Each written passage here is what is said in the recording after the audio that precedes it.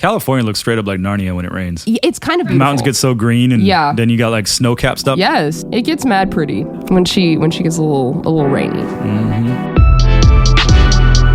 Welcome to TikTok Theology, a podcast that tackles the major trending topics on social media that concern the Christian faith. I'm Megan. And I'm Steven. We know you can't form a theology in 3 minutes or less, but those videos can identify current issues. TikTok will give us the prompt, and then we'll do a deep dive. Thanks for joining us in this exploration. Hi friends, welcome back. Today we are laying the landscape and chatting about biblical manhood and womanhood. Yeah, manhood. Woo, man. Right? So I think that this is something I'm sure we've all been seeing a lot of, especially in the two cases that I use to kind of highlight the extremes of these. The trad wife trend that's been happening recently, especially with like Nara Smith and everybody on that side of the coin. And then like alpha male podcasting. Can you explain both of these? Because like I basically know, but I mostly am sort of knowledgeable, but okay. For those of us not well versed in the trad wife alpha male podcast trend. Okay, so a trad wife, right, is short for a traditional wife, a traditional housewife. And this kind of showed up really popularly because of a TikToker named Nara Smith, who's Mormon, married to this like well-known Mormon male model named Lucky Blue Smith, right? She started this like... Lucky Blue Smith? His name is Lucky Blue Smith. Yeah, I don't want to get into it. Okay. That doesn't matter to the story. All right, okay. Ignore that part. Their kids' names are even crazier. Moving on. Okay. And so she started her TikTok and started like making things from scratch. Like, but like the most obscure things like Cinnamon Toast Crunch or like Cheez-Its or like, you know, like stuff that takes a really long time, whatever. Nothing wrong with making your own food, obviously. Right. But she would like get all dolled up, put on like a really nice dress, and then get in front of the camera and start making these very obscure little treats and be like, and she talks like this, right? Today, my husband was craving Cheez-Its, and so I decided to sit down and make Cheez-Its from scratch. And that's like how she talks. And so it's like this whole thing. And you have half of the comment section being like, what is going on? This woman is a mother of two. Like, there's no way that she has the time to be doing 8 hours worth of work in the kitchen to make a Cheez-It. Like, and filming it as she does it, right? And then there's like men in the comments who are like, this is the kind of woman I want, yada yada yada, who bears my children and keeps my home and makes me food from scratch. And so that kind of that kind of homesteading thing where it's like, I make bread and I get up and I clean my whole house in my gown and like all these things and I keep my husband happy and I don't go to work and I raise all of his kids and all that, right? Yeah. So that's the trad wife, right? Okay. And then obviously an alpha male who's like who typically will have like a podcast of some sort. Yeah, that's pretty self-explanatory. It's pretty self-explanatory of like, don't have any feelings. I'm jacked. You need to go to the gym. Like, I'm gonna buzz my hair. Having long hair is gay. Like all of this kind of stuff, you know? And it's like, don't be a beta and stand up for what you believe in, right? All that kind of stuff. Okay. Which to me are the extremes of manhood and womanhood. Like genderizing, right? Yeah, like super polarizing extreme views of both, right? And so most of it does not fall on those sides, right? Like masculinity and femininity is in somewhere in the middle of those two extremes. But obviously extremes get views, extremes get clicks, extremes pull an audience. Yeah. And so those have been very, very common topics on social media. And they rub me all kinds of the wrong way. Both of them, I think. I think they're terrible. I think they're awful for everybody involved. And so it led me as a believer, right, to question, okay, well, if this is how certain people are viewing a display of what's a good woman or a good man or a strong man or a submissive woman, whatever. And probably conflating the Bible into it. Yes, and in some way tying in scripture in one way or another, right? It led me to asking the question, and many others to have discourse about online, which is why it's here in front of us today to be talking about, is, well, what is a biblical view of manhood and womanhood? Right. Like, is it this trad wife alpha male nonsense, or is it somewhere in the middle, or is there a lot more relationship between masculinity and femininity and working in tandem than we like to necessarily acknowledge, because it either feels weak or whatever, you know? And so as someone who, even as a woman who tends to have these quote unquote like masculine traits, people have been like, yeah, you have a masculine energy, whatever. Like, is that a negative? Is that a positive? Yeah, what does that even mean? What does that mean? Do these things work together? Does a woman have to be completely like traditional housewife, all these things, in in order to be a good woman, a biblical woman, is there room for a flow between good attributes of masculinity and good attributes of femininity, and they work together, and that's how we find a healthy middle ground. And there's a lot of even Christian writing on biblical manhood and biblical womanhood. And I would say some of it is good, and some of it goes in veering off into the stereotypes that you just described. Yes. Makes it a little bit difficult to decipher, right? It does in fact. And I think this is probably like closer to you and even what you wrote your master's thesis on, but something important for all of us. We do have a guest that we're going to introduce here. We do indeed. I'll give her bio in a minute and then we'll introduce her. But before that, I was thinking, I just had lunch with my friend. He's a English professor at a different university, brilliant dude. Just today, we were talking about this episode and stuff, and we were like, where did that biblically come from? You know, like what is like the genesis of it? And lo and behold, it's in Genesis. I think it's Genesis. The Genesis is in Genesis. Yeah. And so I think this is where we get the general broad swaths of thinking about what being a man and being a woman is. Yeah. So like this episode, for instance, we're not talking about transgenderism. We're talking about the two generally normative stances of male and female, like of man and woman, and all those variances within those two concepts, specifically for this episode. You can listen back on to, is transgenderism Gnostic? We dealt with more of those issues, but this is more on man and woman. So I was thinking, it is after the fall that man and woman were both cursed. This is interesting. The gender norms are brought forth from a curse. Yeah. Right? For the man, his curse was to toil the fields, to always be working. And for the woman, her curse, she would have pain in childbirth. Yes. And so we have these two norms that come out of that. I think biblical manhood all wraps up to being a provider. Yeah. Biblical womanhood all wraps up to being a nurturer. That's the father who's a provider, the mother who's a nurturer. Yeah. Would you say that that's like the most fundamental signifiers right there? Yeah, I would agree.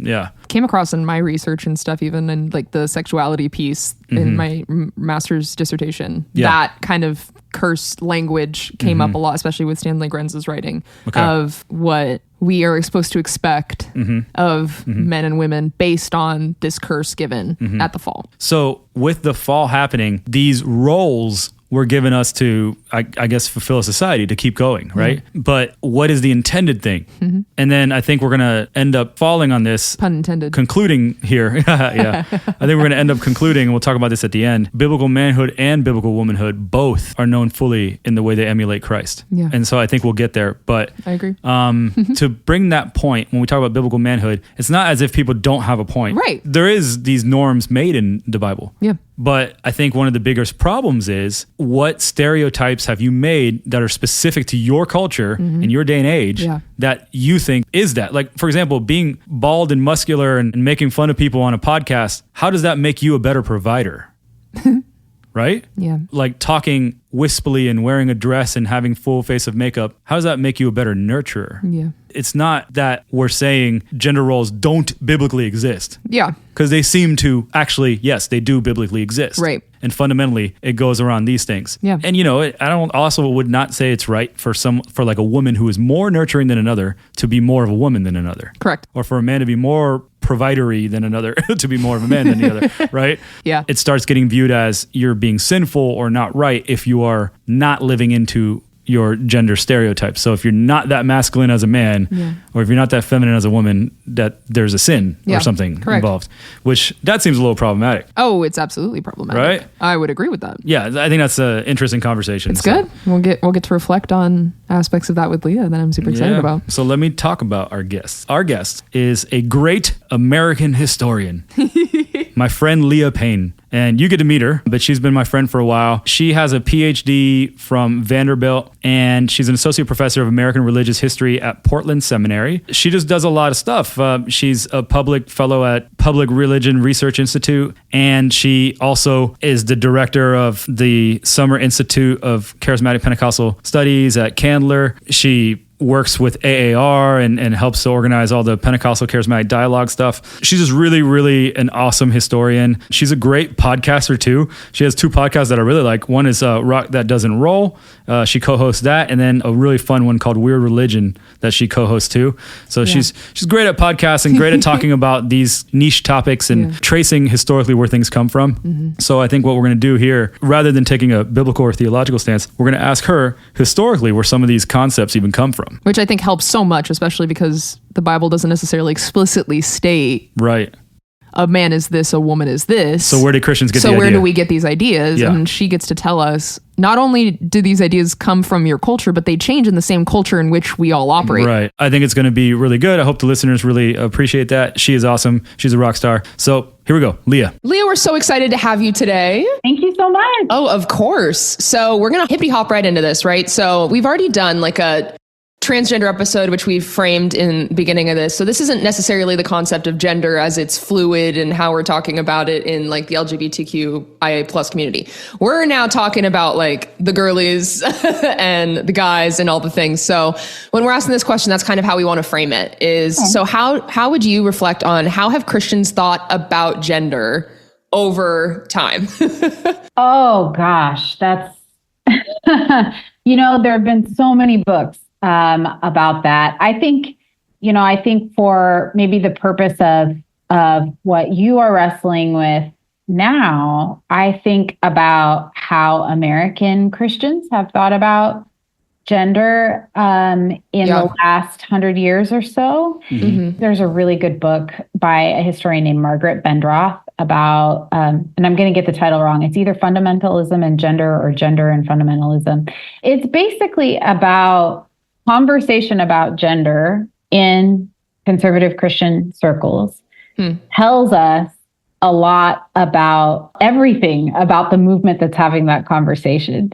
So Christians have talked a lot of different ways about what it means to be a man and what it means to be a woman. Mm-hmm. And I'm always listening to that conversation because I think it has a lot to tell us about what it means to be made in the image of God, what it means to be called by God to do a specific task. And so for Pentecostals and charismatics, that's the group that I specialize in. And I suspect your listenership will have some familiarity with those movements. Mm-hmm. Yes. Charismatics and Pentecostals, this is a really critical issue because it's actually an issue that's tied directly to theology about God, because in American Christian circles, a lot of times the attributes of God that charismatics and Pentecostals would associate with the work of the Holy Spirit are associated with femininity and like women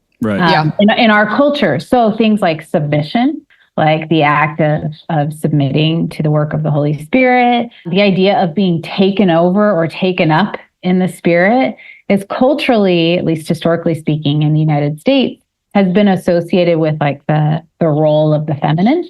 Whereas things that in our culture are associated with masculinity, with maleness, things like being in charge or something, like those are things that Christians have associated with masculinity or maleness. And so for Pentecostals and charismatic Christians, there's been sort of like what do we do about this? And because they have associated like specific acts, like their own experiences with the Holy Spirit, with things that have traditionally, or at least historically, been associated with women and womanliness. It's like this weird sort of crisis for Pentecostals and charismatics. So a lot of the stuff that I've worked on is exploring like, what does it mean to be a man and what does it mean to be a woman who's having these experiences with God? And so there's a million different ways that people have defined what it is to be a woman or to be a man. When I teach classes and we're talking about like conversation about gender, I talk about how, like fashion in like the 18th or like the 18th century, for example. Yeah. If you would have looked at like something that would have made a really manly man in the 18th century and compare it to like what we think of as traditionally masculine wear now, you would be surprised, you know, like you'd see a lot of ruffles and high heels and things that we might not associate in our cultural context. But if you're in the 18th century, that guy's looking great, you know? Yeah. So the thing is like the standards like change very drastically and radically over time. I think that it's a mistake to think that there's like one like definition of like what is feminine or what is masculine. It depends on your context. I mean, I don't want to go too far into this, but I know that Dr. Stephen Felix Yeager is a scholar that has done a lot of work in film. And if you look at like American films, like this is what it means to be like a manly man or a womanly woman. And then if you look at French films or Korean films or like films from all over, like very different. So in terms of like how Christians have defined it, it really depends on where you are and how you were raised. And of course, like the Bible does not have a lot of specifics about this, especially if it comes to like the cultural components. And you know, we're a little far away from that. So there's not a lot that we know about, you know, how those communities were embodying what it meant to be a man or a woman. And that was way too long of an answer. I don't even know if it was helpful. That was good. It's so good. I love it. I don't know. Yeah, I think there's certainly a distinction between cultural dynamics and what it means to be a man and a woman, and then like sex when you're born and certain attributes. And I think that's the fine line that people have a whole lot of difficulty defining or understanding. And that's kind of where we're always at. So like we just watched the Olympics take place over summer, and it was in France, and they had a lot of images and stuff that Americans had a lot of issues with them, you know, like various fluidities and stuff like that. And so, yeah, I think it's a real issue. And I think the cultural point that you're making is really, really important, because I think sometimes Christians zero in on what our cultural norms are as Americans and just kind of assume that they're everybody's, you know?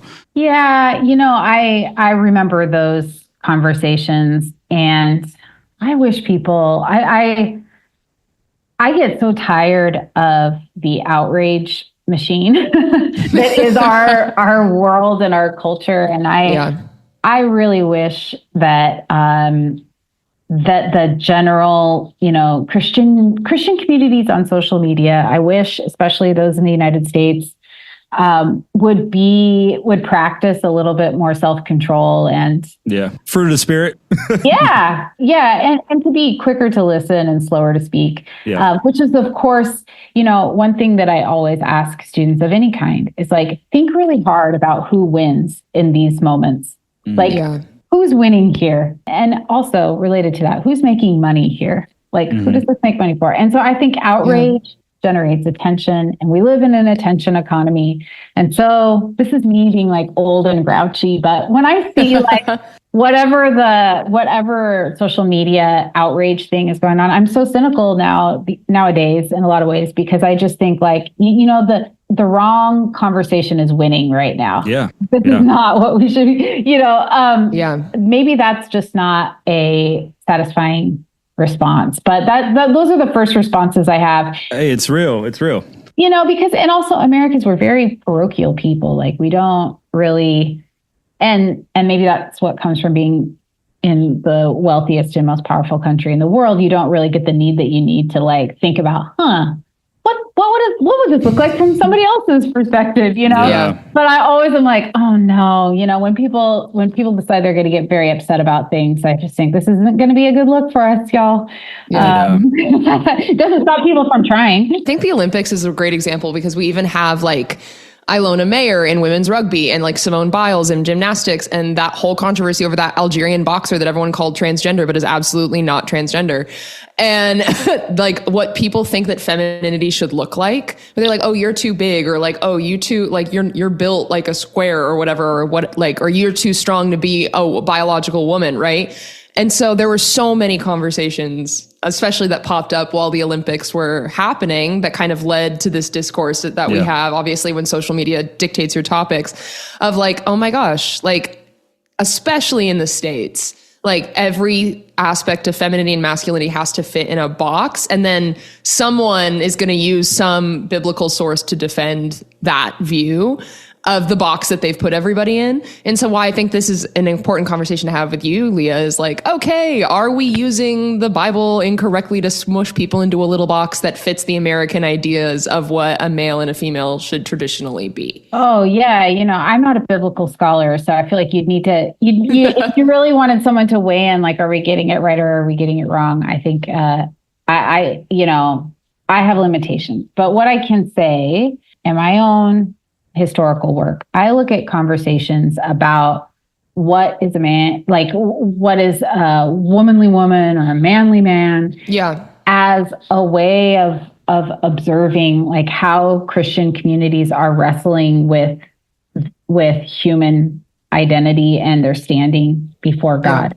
So, for example, and really like what God expects of humans. So, I have written a lot about a woman that I would guess both of you know. I know that Stephen knows a woman named Amy Semple McPherson who founded the Foursquare Church. Yes. And in her early days of her career, she really wrestled with her calling to preach. And she wrote pretty extensively about this. And she wrote about, I can only describe the word as agony, trying to figure out how to live up to cultural norms around womanliness and womanhood, and her own like internal drive to be a Christian evangelist. And it was I think, our conversation around psychology is different now than it was then. So I think she'd probably have different language for it now, but I can I would describe it as a critical mental health event in her early years, because she felt trapped by like the traditional ideas about womanliness, and then this ecstatic moment of calling that she had with between her and God. Yeah. And because for a lot of different reasons, her own experience with the call of God overrode her fears around norms about women in ministry. Yeah. But the thing is that it was a very difficult life. That, she wrote about it kind of triumphalistically, like, yes, like it happened because that was just kind of her personality. And if you know anything about her writing, she wrote about everything like it was the best thing ever. But the thing is if you read news coverage about her life, you'll see that she was criticized constantly for not upholding the kind of agreed upon consensus about this is what a woman should be. Were those things attributes that came from the Bible? No. Like it was stuff like you shouldn't cut your hair. Like there was a church split when she was a pastor because she cut her hair in a bob. So the idea was that somehow she was not a godly Christian woman because she had cut her hair, she wore cosmetics. Now, people were looking at particular Bible verses, maybe to critique her. But I think you would agree that like most of the stuff reflected conversation about angst in the 1920s about women and their role in society, more than it reflected any kind of serious conversation about the Bible, what the Bible says. Yeah. Agreed. So from my perspective, when we look back like 50 years from now about like conversations about the Olympics opening ceremonies, which I haven't seen, but why would I even bother to watch it? I can watch outrage on the internet. But kidding. So I haven't even seen it, but I would guess 50 years from now, if we were to have this conversation, we'd be like, is this really conversation about the Bible? It's probably more conversation about the angst that people were feeling in the 2020s about like, who are we as people and what does God say about us? So that's why I'm always like, whoa, let's put the brakes on feeling like really like anxious about it and give ourselves some time. But that's because I'm a historian. So I want to shout out where you're probably drawing some of this from for people who want to read it. This is your book right here, award-winning, Gender and Pentecostal Revivalism, Making a Female Ministry in the Early 20th Century. I really like this book. I published one in the same series, so that was cool. We're series mates in that. Yeah, go team. It was really, really, really a good book. And Amy means a lot to us. I know you grew up Foursquare, and Megan and I are currently ordained ministers in the Foursquare Church. So wonderful. Yeah, she's definitely a hero in all of her conflicted glory. We embrace that. All of the conflicted glory. And God uses, she was a remarkable woman, gifted, talented, loved people like crazy, and with flaws. And I think that's actually something Gen Z and millennials are embracing. Love. Just the fact that a flawed person is still a great person and God is still using her. And so very proud that she's our founder. Yeah. When I first started working on research with Sister, as we call her, it was really hard to get access to Foursquare archives back in the day. That was in part because there was sort of like an idea in Foursquare circles, people of a certain age, that they wanted to protect her legacy by essentially making her a saint. And yes, I can understand that, especially with her son, Rolf McPherson, Dr. McPherson, who loved his mother very much. And when I think about it from his perspective, he was a teen when she was undergoing like just an incredible amount of social, political, legal pressure. And she was kind of one of the first of her kind, celebrity preacher who was experiencing a ton of bad press and stuff. So I actually understand if I were a teenager, how I would feel about my mother, who I loved very much. But I think that there's a little bit of wisdom later on to see that actually those points of tension in her life are first off, super interesting. I would like to know more about them. But B, they're actually kind of encouraging to people. She was a real, the stuff that she was managing in the 1920s, there's a lot for people who are trying to find their way in the 2020s to really learn from, especially how she was trying to figure out how to be a presence in media. I mean, I think all of us are trying to figure that out right now. So, I love her, and I feel like I learned from her pretty much daily. Same. All right. I also want to take this time to promote slightly your new book. Oh, thank you. Which I really liked a lot. God Made Rock and Roll for You.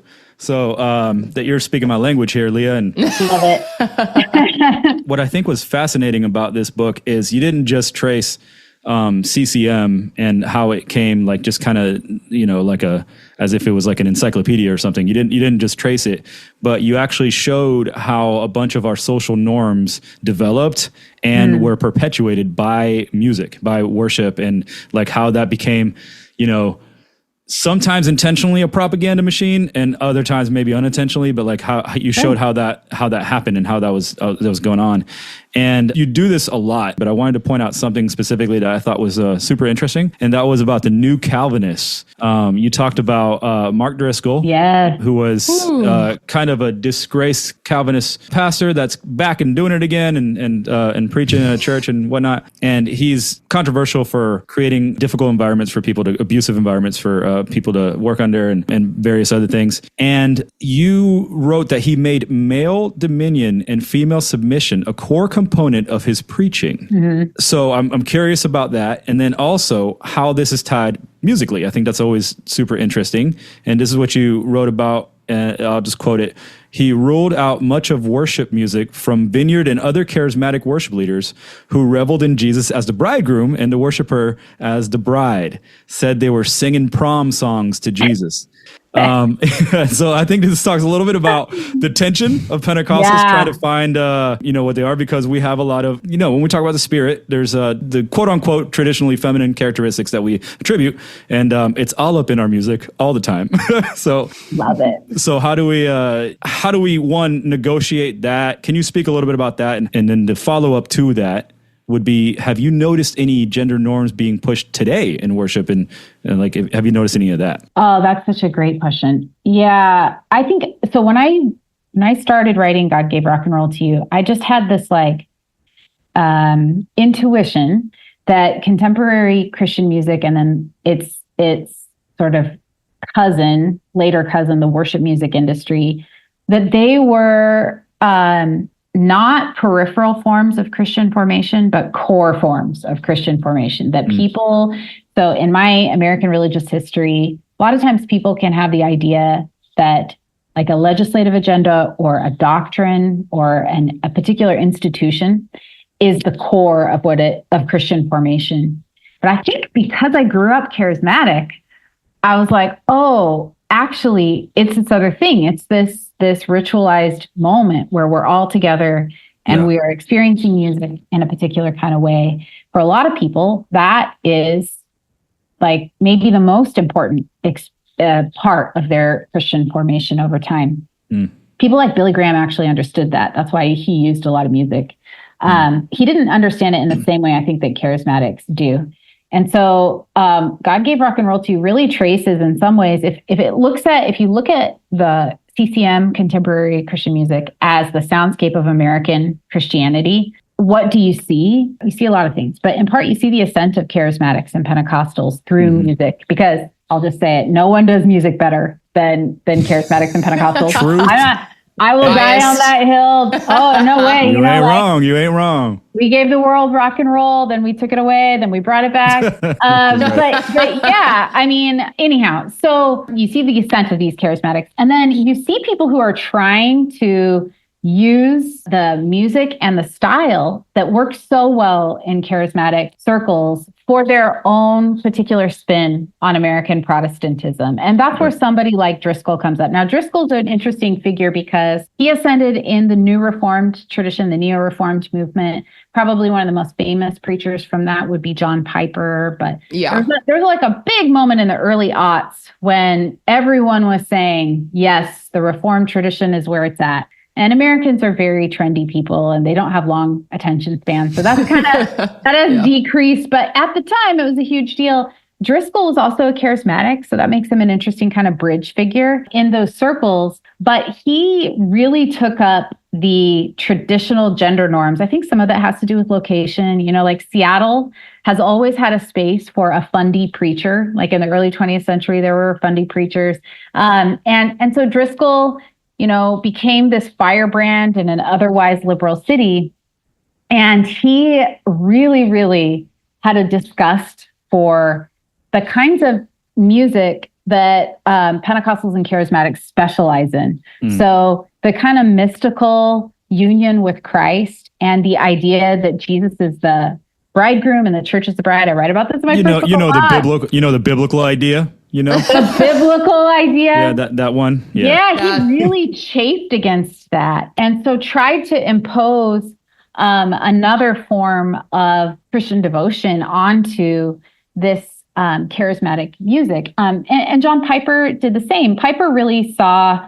He's a really interesting figure because he had relationship with vineyard people like John Wimber, who's a very critical co-creator of what we think of as contemporary Christian music, and the Vineyard Church in particular. And Piper saw through Vineyard worship, and Vineyard specialized in what I call Jesus is my boyfriend music without any negative connotation whatsoever. I love it.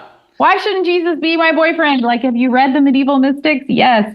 But anyway, so like he specialized in that kind of music. Piper observed the power of the music and in many ways tried to harness that toward neo-reformed ends. So from that, you get like the passion worship music that really emphasizes the sovereignty of God, the greatness of God, the smallness of humanity, and not the intimacy with God that charismatics and Pentecostals, especially those West Coast hippie types, really, really loved. Right. So I think that the song that to me epitomizes this is this song called Pour Out My Heart, which is a song from the perspective of the believer to God. And it's just like, I'm going to give you every part of me, every emotion, every spiritual my whole self. Yeah. It's a very intimate song. And that's not the only one. There's tons of versions of that. And Reformed folks tend to dislike that because they tend to emphasize more,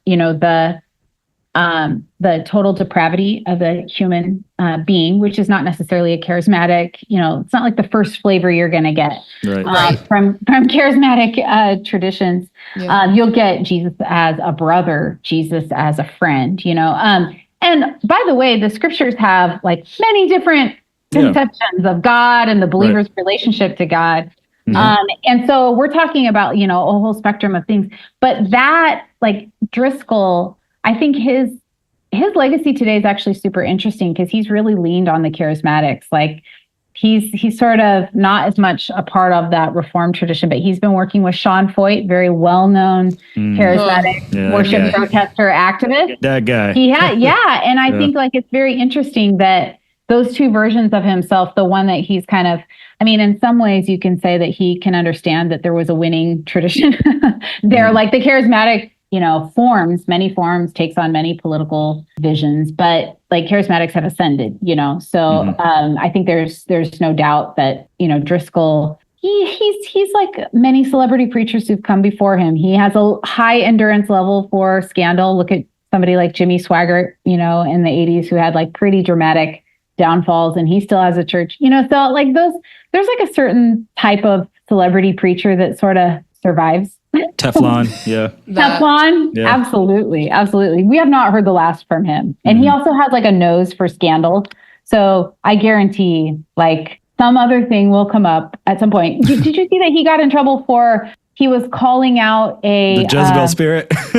Yeah. Remember that? Yeah. Yeah. At that thing where he was like, this is like inappropriate. All men in a complete all men's meeting. Yeah. Jezebel spirit. But he calls out a Jezebel spirit. So he still demonizes women at an all men conference. Yeah. I mean, he's relentless. Like there's, so we haven't heard the last of him, but I think, in terms of your question about the gender expressions and norms, I think, in my mind, the thing about music is that it's like a direct line to human emotion and spirituality. And so as long as communities are getting together and performing music together, they will be like expressing tensions that we experience in our society. Yeah. So yeah, I mean, there, of course, there's going to be conversation about that. I'm on social media, sadly, and I will see, every now and then some sort of thing about, music is feminized the Christian experience, which I always crack up at because I think it's just a lack of historical knowledge. Because if you read, many traditional Christian forms that were created and performed by men have expressed things that these commentators feel is just like super womanly or feminized. So I think some of it's just like a lack of understanding and knowledge about the breadth of the Christian. I just don't even like the idea that calling something feminized is a negative thing. And so that like, even, right. You know what I mean? Like it seems sophomores like middle school, Yeah, there's a whole thing to unpack there about like, who cares? To me, what's interesting about it, it's like, oh, what does that tell me? That tells me right now, the Christians who are expressing that, and it's a certain subset, are experiencing a lot of anxiety about living in 21st century America. Yeah. Yeah. And they're expressing that. And what does that mean? I mean, I think a lot of it is like deeper questions about who has authority in Christian circles. Is it a particular congregation? Is it a preacher? Is it the Bible? Which version of the Bible? Which passages of the Bible? Is it a denomination, a quote unquote church network? Is it like the social media channel that you follow? I mean, that to me is the interesting question. And also like who mediates this? Like who gets to say who won the argument? That's up for debate. I mean, is it Twitter likes or like, is it, TikTok likes or whatever? I don't even know how TikTok stresses me out. Maybe what ends up with staying power, like what we will look at 5-10 years from now. Right. And we don't, that's for other generations to govern, I think. I think as we kind of talk about, as we come to the end of this conversation, what I think is really helpful, Leah, as you're a historian, is to see the way that we've defined masculinity and femininity having changed over the course of a very long time, right? Like guys used to wear those really tall wigs. Right. And it was like the more hair, the manlier. But now it's like, now you need to buzz your hair and lift weights and whatever. So like things change as we have acknowledged. That's right. And so I think like what we've arrived to right now that I've seen a lot on social media, which is obviously the point of this podcast, is this concept of like trad wife and like alpha male has become a huge conversation, not even just with Christians. It can take its, beat from Christians or sects of like belief systems like that. Like there's a lot of Mormons who are trad wives who kind of promote this, whatever. And then the alpha male, I would even say that Mark Driscoll, I've seen him on social media and gives very like alpha male podcast guy. So totally. So from a historical perspective, where do you think like these trends came from? And do you think that should they be now the biblical standard? Like is this how we should now act as men and women? I'm so glad you brought up trad wife stuff. Oh, I love that conversation. That's just, it is fascinating. Okay, a couple thoughts come to mind. Yeah. One is that in the early 20th century, anytime there's a big tech innovation, people have a lot of anxiety about how that's going to shape the Christian tradition. So, for example, fundamentalist modernist controversy, which is a very famous controversy in American historical circles, which was about the Bible. Like, should we subject the Bible to scientific inquiry? And if we do, and it comes back like lacking, what will we do then? Mm-hmm. And tons of our theological conversations that we're having today, 100 years later, stem from that big conversation. But it was really about a question of technology. Like, how is technology changing our capacity to understand the Bible?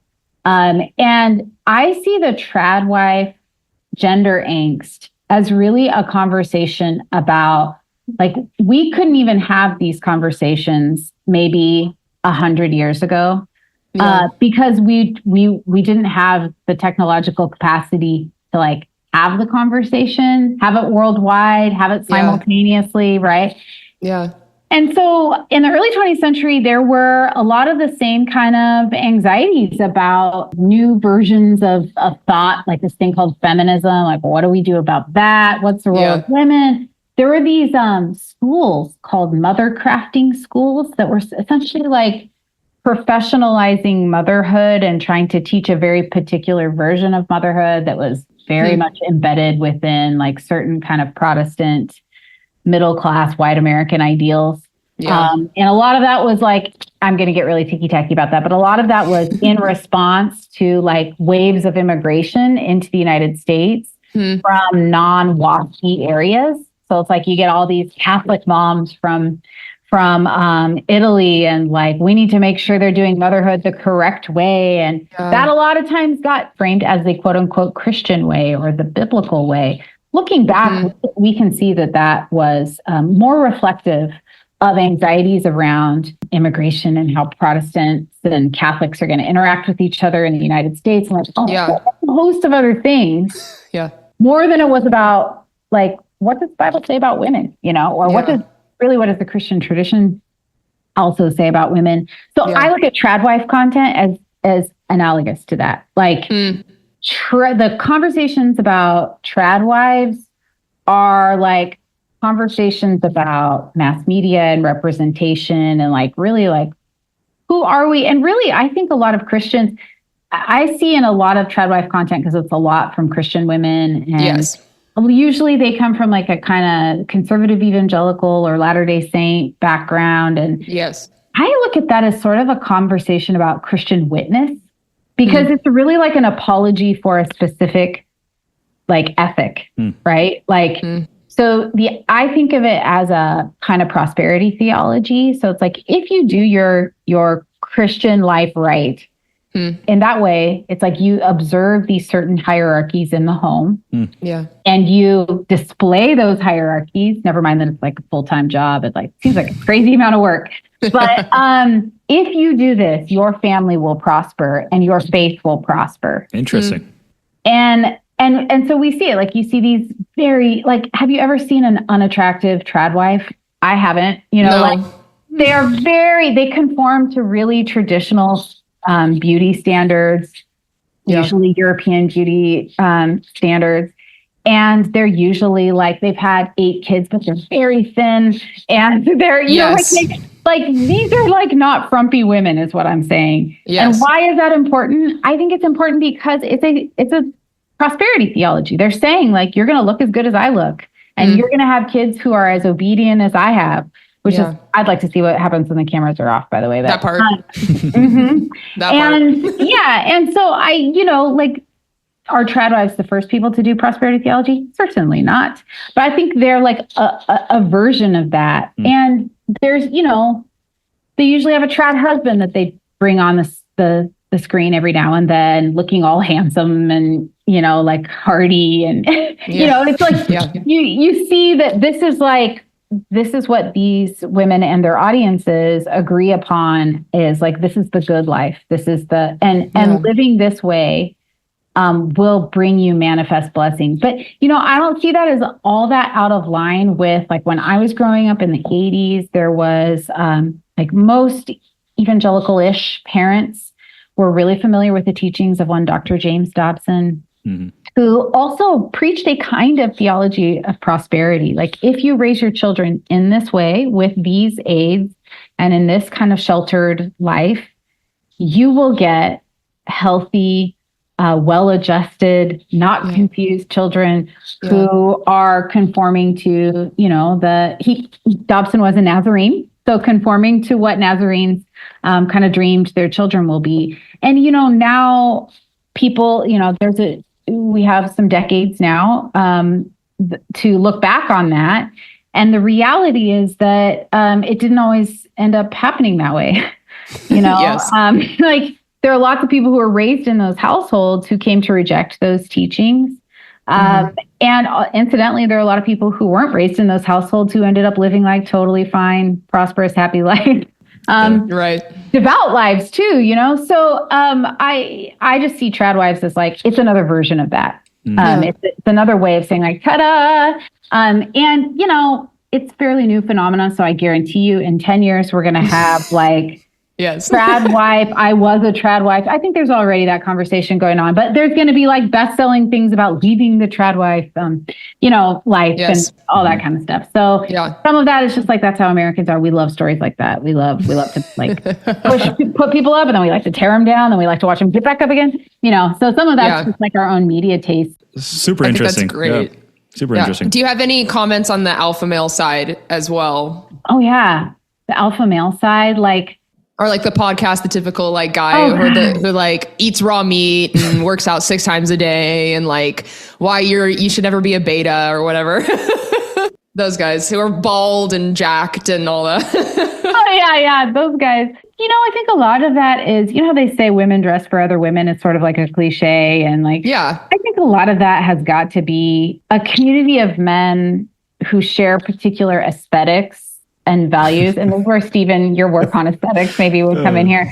They're sort of performing for each other in many ways. I mean, I think there's like, if I had to explain it sociologically, I think I would say that it's a form of like community and belonging. The most celebratory versions of it, they seem to really be getting a kick out of each other. I think, somebody like Driscoll, who's definitely in that lane. I think, one of the difficult parts for people who don't conform to those fairly narrow standards of masculinity is that there's a lot of punishment around the boundaries of that. So Driscoll was famous for making fun of worship leaders who he thought did not like appropriately display their gender according to his very specific ideas about gender. And he was mean, like relentlessly mean toward these folks who, I mean, I hope that there's somewhere, I always think like he was mean kind of generally about a certain type of guy, but also like he was mean specifically about the people who he was working with in his church. And I was just talking about this with someone. I really hope that somewhere those guys have realized along the way that was a very mean-spirited and kind of silly way of promoting, your own ideas. I think the Bible just has lots of different kinds of people. Yeah. The scriptures give very little direction about how you should dress and how your affect should be. Yeah. And I think those guys, the over-the-top guys, I personally find them to be kind of, it's not my listening choice. I'll just say, I'll say it's obnoxious, as the man in this group, I'll say it's pretty obnoxious. The Alpha Man podcast is not on your rotation. No, oh my gosh. No, Leah, you're saying something that's somewhat of a theme for us this season. Like the very first episode of this season was called Christians Are Mean. And we're talking about all the different ways that, on social media, they're just really showing a very poor witness. It's not like women were called to be kind and men were called to be truth tellers in the, we were all called to be kind. Jesus is kind. Like, I don't understand why, if you're calling yourself a Christian, of all things, be kind. And yeah, I just, man, it's a pet peeve of mine. It's like, I don't care what they get into. Like you can like what you like. I don't care. Sure. Yeah. It's like those weird energy drinks or your thing. Yeah, whatever, but we don't, but as a Christian, you have a directive to be loving. Jesus would not have an alpha male podcast. Yeah. I mean, I think about, when my firstborn was a small child, baby. I was praying over him. He's a boy. I was praying the fruits of the Spirit over my son. Yeah. And I remember having like the conscious thought, it made me very sad to think that someone would hear me praying that prayer and criticize me for quote unquote, feminizing my child. Of course, I'm a gender historian, so those are the weird thoughts that pop into your head when you're trying to have a moment, like standing over a crib. But that still does make me sad because everything that you just said, kindness, gentleness, faithfulness, self-control, those are things that are, I think, on a positive side, to spin it in a positive way. I think that that's a contribution that kind of spirity churches can make to the quote unquote Christian discourse right now. Like by celebrating those things. I was on the Vineyard podcast a little while back. Love my sisters and brothers in the Vineyard Church. And which is, by the way, kind of like a family reunion if you're raised Foursquare, because it's like so culturally super close. Similar. Yeah. But they were asking me like, what should worship leaders be singing about? And of course, I don't know. I'm a historian, not an ethicist, but they pressed. And I was like, I think that there's a contribution to make in singing and maybe talking and thinking about the gentleness of God, about the kindness and the intimacy that Christians experience with the Holy Spirit. It's maybe not fashionable now. Like we've got a lot of songs about war. Yeah, we've got a lot of songs about war. And, I grew up Pentecostal, so I'm not opposed to singing about, like the lordship of Jesus or whatever. But the idea that spirit traditions have a contribution to make to like the quality of our overall conversation. Like we should be kind. We should be gentle. We should be very slow to get angry about things. Yeah. It's the fruit of the Spirit. Yeah. You sounded like a theologian over there, Leah. Uh-oh. Discipline me. She said, don't hold me to that. I don't need to get invited anywhere else. I think it's just, to finish this conversation with this, I'm just going to read it. We all know it by heart, essentially, but the fruit of the Spirit is love, joy, peace, patience, kindness, goodness, faithfulness, gentleness, self-control. Against such things, there is no law. This is not a directive of being a woman, of being a man. This is a directive of being led by the Spirit of God. Yeah, I really, really appreciate your conversation, and I appreciate how you're talking about a lot of these issues aren't at all biblical, but really just coming out of the anxieties of the day, and just helping us wrestle with this. And I think if we just kind of come back to that right there, like call yourself what you want, but like you can be a man and display the fruit of the Spirit, and be a woman and display the fruit of the Spirit, and both be Christ-like, and that's what's most important. So good. Yeah. Thank you, Leah. Thanks, you too, to both of you. It's just wonderful to have this conversation. Thank you. That was so good. Yeah. Oh, I could listen to Leah talk all day. She's the You called it. You said that we were going to be friends. Y'all were going to be besties. Little best buddies. I knew it. I knew it. I think that what's so important to talk about in this space is, one, that I would say that manhood and womanhood both need to take their root biblically in the fruits of the Spirit. Right? Like love, joy, peace, patience, kindness, which we touched on with Leah. Like that needs to be the fundamental bit of who we are, because when we start playing the gender stereotypes or the gender norms up, what do they relate most to? They relate most to how one operates in a family, right? Like as a wife or a husband. Yeah. Like in Genesis, when you're talking about being a provider and a nurturer, the assumption is that you have a whole family, right? Yes. Like that you're taking care of your progeny, of your whole family, and you're moving forward to keep your lineage and stuff like that. Yeah. So I guess so that fall description of manhood and womanhood doesn't really help to distinguish singleness very well. Correct. Jesus was single. Jesus was single. Right? And so what would be a better marker of biblical manhood and womanhood rather than using the language of the fall as provider and nurturer? I mean, I think that you can still be a nurturer or you can still be a provider, whatever, outside of being married or having a family, whatever. But I think for me, like when we're so focused, I guess, on how to be these distinct like beings, like how to be a biblical man and how to be a biblical woman, I think that there's value in being a biblical person.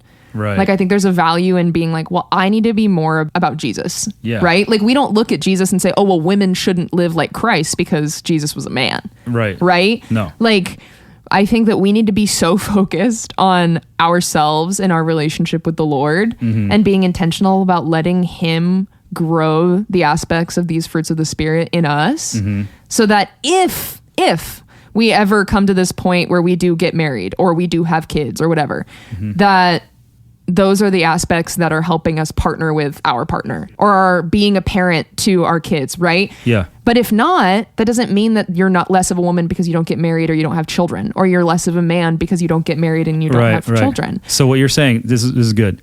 What is foundational before biblical manhood and biblical womanhood is Christ-likeness. Christ-likeness. And so like if you are like Christ, then you could be single, married, doesn't matter. Yeah. You could be man, woman, doesn't matter. Because in all those things, you're going to display the fruit of the Spirit, right? Yeah. Love, joy, peace, patience, kindness, goodness, faithfulness, gentleness, self-control. Yeah.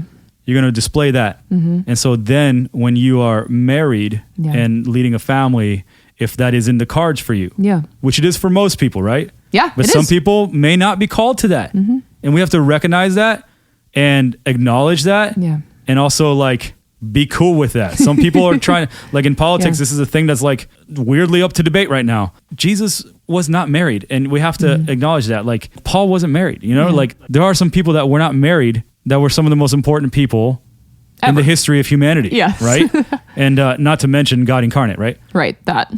So yeah, just acknowledging that and recognizing that this specific calling could very well be from God, and we have to respect that, understand that, and that they can be biblically a man and a woman regardless. Yes. That's important.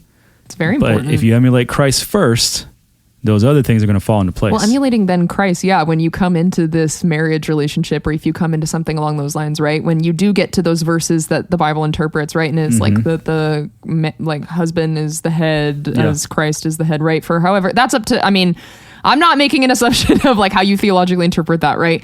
But if you're a man who is emulating the gifts of the fruits of the Spirit, then you're going to be a biblical man. Then you're going to be a biblical man perfectly because that's who you are. Yeah.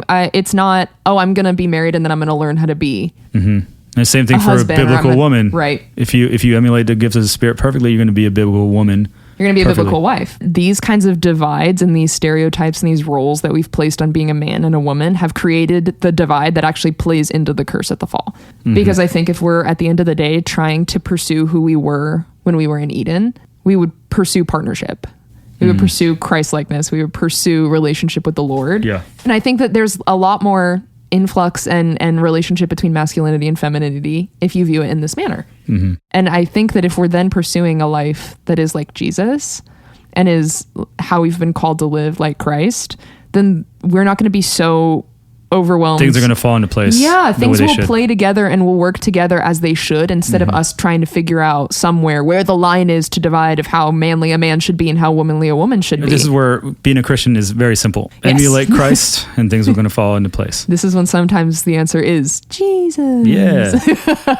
All right, that's good. All right, well, I hope everyone enjoyed this conversation. It's a good one. It's an important one that we need to have, and one that will inevitably be had as gender stereotypes change and shift over time also. And we'll probably end up having a version of it again on here at some point. Probably. As we do.